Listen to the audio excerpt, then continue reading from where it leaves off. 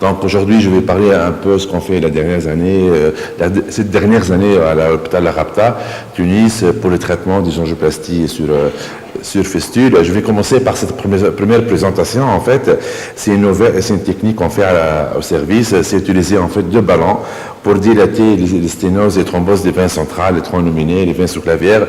C'est les patients qui ont des fistules artério-veineuses.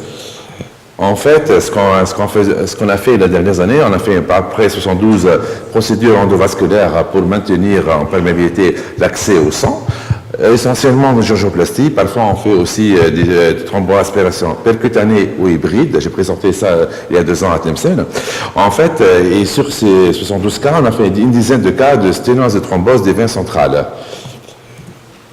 Ce qu'on faisait avant, c'est en fait, généralement on fait des angioplasties en utilisant des ballons à haute pression. Le stenting, on le faisait il y a 2, 3 ans, 4 ans, 5 ans. On ne le faisait pas depuis 2 ans, on ne fait plus de stenting, on est plus fin. En fait, car on a remarqué que tous les stents, ils finiront par développer des hyperplasies immuno-intimales, car il y a un stress pariétal très important. Et le problème, chaque fois qu'on a un stent qui développe une sténose, c'est qu'on aura une maladie qui va évoluer à sa propre compte. Généralement, on utilise des ballons de diamètre qui est de 12 à 16 mm, et des introducteurs de 8 à 9 franches. Ce qu'on a, vous voyez ça sur notre CatLab, ce qu'on a actuellement, c'est la classe Gold de la compagnie Bard.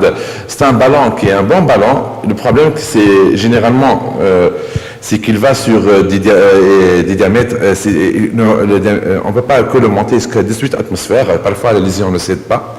Donc, on a besoin de plus de pression et que généralement, ça va sur un introducteur de 8 franges.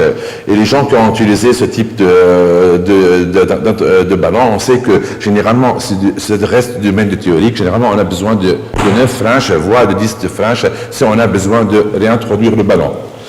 Ce qu'on fait, la technique de double balance, en fait, on l'utilise sur les fistules humérocéphaliques et humérobasiliques, généralement des fistules qui sont mûres, bien développées, il faut avoir au moins 8 mm de diamètre.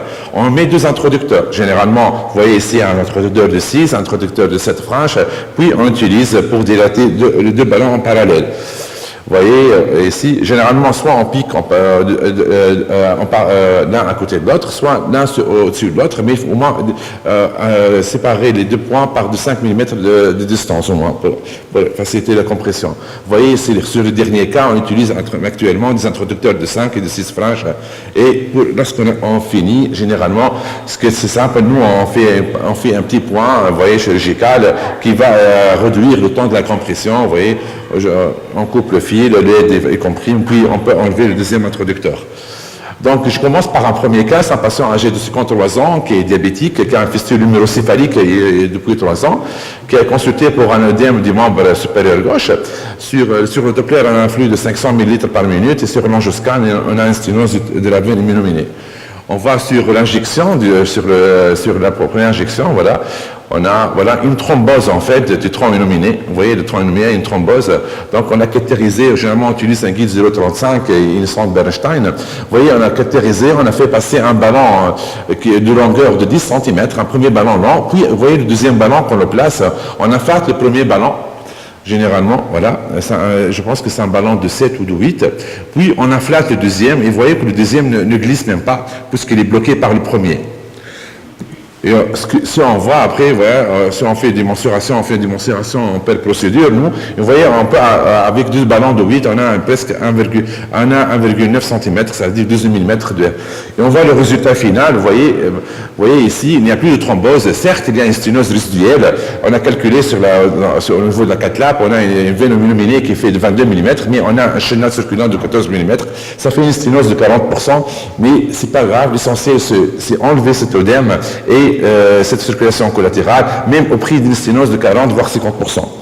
Un deuxième cas aussi d'une thrombose de la veine nominée, c'est un patient aussi qui a consulté pour un œdème très important. Vous voyez ici, c'est une thrombose. On passe la même technique, en fait, on passe un premier ballon, un deuxième ballon, et lorsqu'on inflate le premier, on bénéficie de l'effet scoring du guide qui est en parallèle. La lésion cède plus rapidement. Vous voyez le résultat, on a plus de thrombose, on a un chenal circulaire, même au prix d'une sténose résiduelle de 40%. Un troisième cas aussi, ça en négatif. Le troisième cas aussi, mais c'est ici à droite sur une fistule humérocéphalique. Et vous voyez le résultat final. Aussi, on fait ça actuellement aussi pour les veines sous-clavières. Et vous voyez ici, c'est une occlusion presque, c'est une sténose hyper serrée en diaphragme. Vous voyez, bon, ça, le cathétérisme, on a passé à travers une collatérale. Puis, vous voyez l'inflation du premier ballon. On place les deux ballons. L'inflation du premier, l'inflation du deuxième. Et le résultat, donc, maintenant, on fait même la majorité de notre sténose. Vous voyez, c'est une sténose sur un point de ponction. Il n'y a pas de sténose sur le tronc veineux profond. Et vous voyez l'inflation d'un ballon de 4 qui est ADL, c'est un ballon tunisien qui est semi-compliant, qui peut arriver jusqu'à 20 atmosphères, et d'un ballon conquest de Bard. Et vous remarquez que la lésion cède, car en fait, il y a l'adjonction des dépressions de deux ballons. Vous voyez le résultat qui est acceptable. Donc, pour conclure, que je dis que c'est, en fait, le fait au début, on a utilisé, pour être honnête, cette technique, quand il y avait une rupture de stock en Tunisie, des ballons de haute de pression qui font des diamètres de 14 à 16.